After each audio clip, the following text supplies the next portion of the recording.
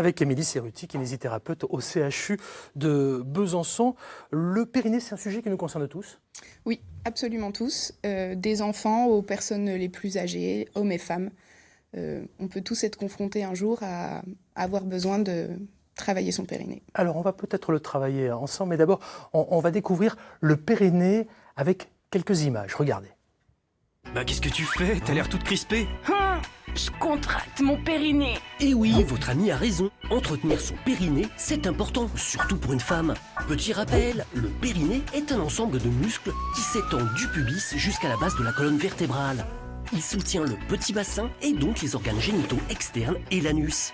Le périnée a un rôle essentiel dans le maintien des organes, la continence urinaire et fécale, grâce à lui vous vous retenez, et la sexualité. Qu'on se le dise, un périnée musclé, c'est plus de plaisir au lit pour monsieur comme pour madame. Si madame a un périnée tonique, son vagin est plus serré. Résultat, lors de la pénétration, madame sent davantage monsieur et monsieur se sent mieux accueilli. Et chez l'homme, un périnée musclé, c'est une meilleure érection.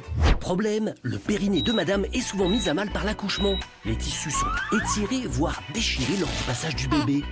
Ce qui peut provoquer des fuites urinaires, de l'incontinence et, comme on l'a dit, un orgasme tout rikiki. Et si rien n'est fait, il peut même y avoir un risque de descente d'organes. Le périnée est donc un muscle qui s'entretient. Après un accouchement, c'est plus que conseillé. Chez un kiné ou une sage-femme, cette rééducation se fait en une dizaine de séances, remboursées à 100% par la Sécu. Y a pas à hésiter. Et sinon, n'attendez pas d'être vraiment gêné pour booster votre périnée, mesdames. Il existe des exercices tout simples à faire soi-même au quotidien. Alors, on contracte ? Et on contracte comment finalement son périnée, Émilie ? On contracte comment ? Alors justement, pas comme c'est dit sur le reportage en étant crispé. Ouais. Le périnée, c'est un ensemble de muscles, effectivement, qui sont complètement dissociables de tous les autres muscles du corps. Et on sait qu'on travaille bien son périnée quand on est capable de l'isoler de toutes les autres contractions musculaires. Et donc, quand on voit quelqu'un qui se crispe, on sait qu'il ne travaille pas bien son périnée. Donc déjà, théoriquement, on est censé être capable de le faire sans que ça se voit. Donc, on ne se contracte pas, j'ai bien compris. Ouais. Mais comment Donc, du coup, entretient-on son périnée ? on va pouvoir effectivement se dire qu'on va venir retenir comme une envie de faire pipi. C'est ce qu'on appelle le stop pipi, on va se parler entre Alors, nous. Hein. non, c'est pas ça. le stop pipi, parce que le stop pipi, ça consistait, je parle au passé, parce que théoriquement, plus personne ne devrait faire le stop Oui, pipi je fais une petite aujourd'hui. parenthèse là-dessus, parce qu'il y a beaucoup d'idées reçues. Voilà. Et on m'a dit, tu vas voir, tu reçois une kiné, parle-lui du stop pipi, c'est ce qu'il faut faire. Et vous me dites l'inverse, aujourd'hui ça a changé. Alors, tout dépend de ce qu'on parle quand on parle du stop pipi. Le stop pipi, c'est ce qui a été conseillé pendant longtemps à de nombreuses femmes. C'était pendant qu'elles avaient une miction, pendant qu'elles faisaient pipi, on leur demandait de bloquer le jet. C'est ça qu'on a appelé le stop pipi. Or ça, c'est quelque chose qui a été très délétère pour tout le fonctionnement du bas appareil urinaire. Ça provoquait beaucoup d'infections urinaires parce qu'on bloquait quelque chose de naturel, en fait. Et les personnes avaient du mal après à reprendre des mictions. Donc, il ne faut pas stopper son jet pendant qu'on fait pipi. En revanche, le fait d'imaginer faire cette action-là pendant une position assise normale, ou debout, ou allongée, c'est ça qu'il faut faire, mais pas pendant qu'on fait pipi. Donc l'action de vouloir retenir des gouttes d'urine, effectivement, mais en dehors de l'action de faire pipi. D'accord, contrairement à ce qu'on disait avant. Donc c'est important, Voilà. preuve que ça évolue. Ça, c'est très important. Et qu'on a découvert d'autres choses. Il y a d'autres exercices. Donc du coup, déjà, cet exercice-là, on va pouvoir le faire de façon rapide et assez forte. Donc très rapidement, on va plusieurs fois essayer de contracter. Je vois que vous êtes en train de le Mais faire. oui, justement. J'ai pas de caméra sur moi, donc j'en profite. Alors, plusieurs fois, une dizaine de fois, on va pouvoir venir contracter et relâcher comme si on voulait retenir donc le jet. Mais on va aussi pouvoir faire cette même manœuvre, mais en le tenant plus longtemps. D'accord ? Donc on va essayer de retenir pendant une dizaine de secondes sans bloquer sa respiration. Parce que je vois que vous êtes en train de bloquer votre respiration. Et on va pouvoir faire la même chose quand on va travailler l'action de retenir la goutte. On va travailler la partie en avant du périnée, mais on a aussi un périnée derrière. Et donc on va pouvoir faire la même chose en retenant un gaz, en fait, pour contracter au niveau de l'anus. Et là, on travaille vraiment l'ensemble des faisceaux du périnée. ça, on peut le faire régulièrement. On peut le faire tous les jours, Homme-femme. hommes et femmes. D'accord, très bien. Betty, vous avez suivi ? Bien sûr. Gaëtan aussi ? Tout à fait. Très bien. À quel moment de la vie je dois m'intéresser à mon périnée ? Alors ça, c'est une question qui est assez difficile à répondre parce que quelqu'un qui n'a aucun souci et qui n'aura pas de facteur de risque, on pourrait se dire qu'il n'a pas de raison à proprement parler de s'inquiéter de son périnée. Alors, quelles sont les personnes qui ont des facteurs de risque finalement ? C'est sûr que la grossesse, ça fait partie des principaux facteurs de risque. La grossesse, mais surtout l'accouchement, en fait. C'est l'accouchement qui va être délétère par rapport au périnée. Donc effectivement, les femmes après l'accouchement doivent s'intéresser à leur périnée, mais elles doivent s'intéresser avant, surtout si on a déjà des petits soucis pendant ou avant la grossesse. Là, ça veut dire qu'on va vraiment être à risque d'avoir encore plus de soucis après. Donc il ne faut pas négliger ce qui se passe avant l'accouchement. D'accord. Et les hommes, eux, théoriquement, ne sont pas censés avoir de problème au niveau de leur périnée, sauf si une intervention chirurgicale, par exemple, au niveau de la prostate est programmée. Il n'y a pas d'évolution naturelle des tissus, comme chez les femmes, qui font qu'on va être amené, avec l'âge, le vieillissement, à avoir des problèmes de façon un peu systématique. Avant de savoir si, par exemple, il y a des sports qui sont plus à risque pour mon périnée, s'il existe aussi des formules 2.0, en allant chercher sur le net, par exemple, pour muscler son périnée, je vous propose d'écouter Delphine qui a envie de vous poser une question. Regardez. Les hommes comme les femmes en pilates travaillent leur périnée. Et donc tout le cours de pilates, toute votre séance de pilates va se faire avec un engagement du périnée. Et les hommes, comme les femmes, en cours, engagent leur périnée. Alors aujourd'hui, les femmes connaissent leur périnée, savent qu'il faut l'entretenir. Quant aux hommes, c'est assez mal connu. À quand un personnel médical, un corps médical qui viendra conseiller les hommes sur cet entretien, sur l'importance de l'entretien de ce périnée, qu'ils fassent du sport ou qu'ils ne fassent pas du sport, qu'ils soient dans le sport intensif ou pas. Merci pour votre question, Delphine. Alors, le périnée, pour nous les hommes, si j'ose dire, ça s'entretient comment ? Alors, le périnée, pour un homme, c'est ce que j'essayais d'expliquer un petit peu auparavant, c'est que dans l'anatomie normale, il n'a pas besoin d'être entretenu parce qu'il n'est pas à risque. D'accord ?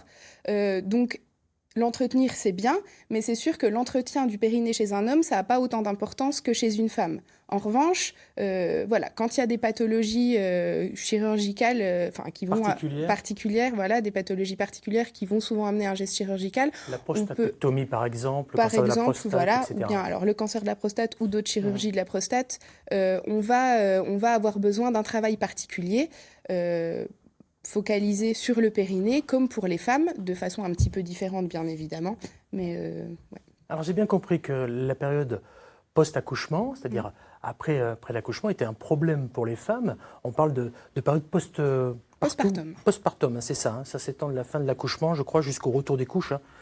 C'est les premières règles après la grossesse, pour être très clair. Concrètement, pour celles qui nous regardent, qui sont peut-être pas très très loin d'accoucher, là, qui sont avec nous, ont entendu dire qu'il fallait justement aller voir une sage-femme ou une kiné ou un kiné après l'accouchement.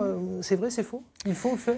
Oui, il faut le faire. Il faut le faire pour plusieurs raisons. Alors effectivement, on va pouvoir travailler. La rééducation périnéale, ça ne va pas s'intéresser qu'aux fuites, justement. On va aussi s'intéresser aux douleurs qui peuvent être présentes et qui empêchent la reprise des rapports sexuels, justement, après un accouchement. Quand il y a eu des petites déchirures ou des petites épisiotomies, une cicatrice, ça peut faire mal sur un doigt.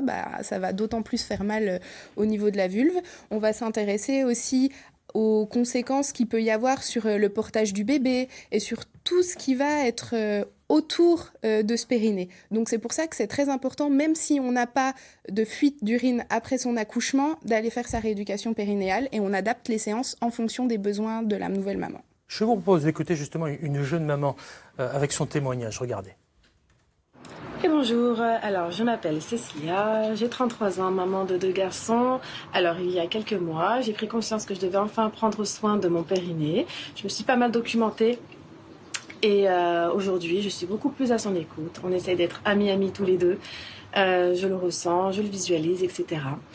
Et également j'ai décidé de réveiller mon périnée, c'est-à-dire que je le contracte plusieurs fois par jour.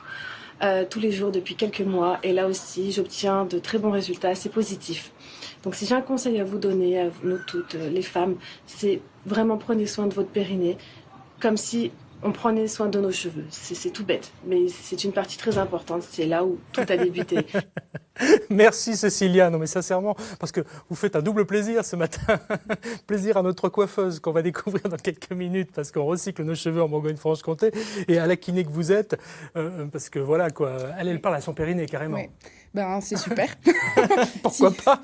C'est très bien. D'avoir la conscience vraiment de son périnée, de ce qu'il est capable de faire et des changements que ça apporte quand il va être plus tonique, c'est vraiment très bien. Le meilleur des conseils que vous puissiez nous donner là pour terminer entre guillemets sur le périnée, même si on a survolé, il ne s'agit pas de faire le magazine de la santé, ça serait quoi pour celles et ceux qui nous regardent ce matin? Ce serait surtout de ne pas céder au comportement fataliste qu'on peut observer parfois dans certaines publicités, par exemple à la télé. Tous les problèmes... Je vous arrête parce que je pense à la pub avec un thé là, pour les femmes à la télé, pour les fuites urinaires, pour les protections par exemple. Là, je pense à ça parce qu'effectivement... C'est ça, c'est que dès le moment où un homme, une femme, un enfant, une personne âgée, n'importe qui a un problème, il faut tout de suite qu'il aille consulter son médecin, qu'il soit adressé à un spécialiste et on peut prendre en charge, on peut traiter ces problèmes-là. Il n'y a pas que les solutions palliatives qu'on voit à la télé, il y a des vrais traitements qui existent, que ce soit la rééducation ou d'autres traitements plus médicamenteux et il ne faut pas... Voilà. Soignez votre périnée. Je parlais tout à l'heure des solutions finalement 2.0. On va faire un tour sur le net. Moi, j'ai trouvé des chaises magnétiques, des sondes connectées, des cuissards à électrothérapie, etc. Qu'est-ce que vous en pensez de tout ça? Faut vivre avec son temps. Non mais sérieusement, c'est du bidon? C'est pas que du bidon. Il y a certaines choses qui sont un petit peu controversées, sur lesquelles il n'y a aucune étude scientifique publiée, et c'est des dispositifs qui vont coûter très très cher, donc il faut vraiment se renseigner, il faut vraiment faire attention. Après, il y a d'autres dispositifs, par exemple les sondes connectées qui peuvent être un vrai plus, par exemple dans nos régions où il n'y a pas des professionnels de santé formés à la rééducation périnéale partout, et ça peut être un moyen pour des personnes qui ont déjà eu quelques séances pour maîtriser leurs exercices du périnée, de poursuivre cette rééducation à la maison de façon un petit peu plus ludique. C'est super. Voilà. Merci, en tout cas, un périnée musclé, on l'a compris, c'est moins de problèmes.